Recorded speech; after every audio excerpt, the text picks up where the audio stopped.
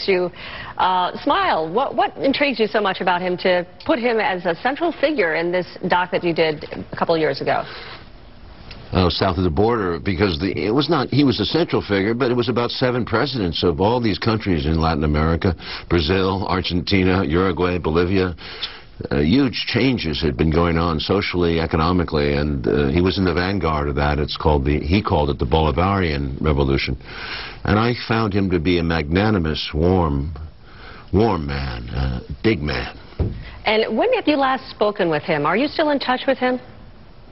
We stayed in touch through the years, through people, and obviously this is not a good time, but people tell me about his condition.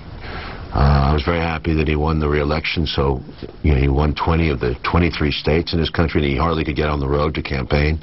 They want him. He's popular. The people love him. Well, the majority of the people, because the living standards have gone up, and that's what's ignored in so much of the reporting on Venezuela. Do you know, I mean, you say you are in touch with some folks. Do you know the state of his health or how he is doing? No, I could not tell you. No, I have full confidence in Mr. Maduro and his government, and I think they will continue. They will do the right thing. And if there needs to be another election, I'm pretty confident that his party, the Maduro people, will win. How do you think it will change Venezuela moving forward if, in fact, he's not able to take the oath of office? I think as I say, the majority of the people truly benefited. The standard of living went up. Not all. There's a very vocal minority that is against him, but they never won the elections. In fact, I think Chavez won 13 of 14 elections. How do you... Was it? Yeah, I mean... So, I think he's going to be mourned as a national figure who changed Venezuela forever. You have no idea how bad it was before him. The per capita income dropped for like 20 years straight. People were fed up. He represents hope and change, the things that Obama stood for in our country in 2008. How do you respond to the critics? Time magazine quoted about the film, human rights defenders continue to suffer harassment, prison conditions provoking hunger strikes, and of course, Amnesty International reporting in Venezuela that these are the kinds of things that they are seeing, and that there's widespread corruption in the government as well.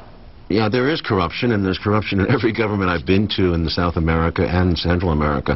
I've traveled through the whole region, and I've been involved in many projects, and I have to say that, this is vague, scandalous, blurry stuff they throw out at Venezuela when you compare it to what the United States has done in Chile, in Argentina, in Brazil in the past, and what we did recently in Honduras. I mean, there's no comparison. And in Colombia. And you go around the region, and you have the United States has has made Venezuela its regional enemy in South America and has tried to get rid of them.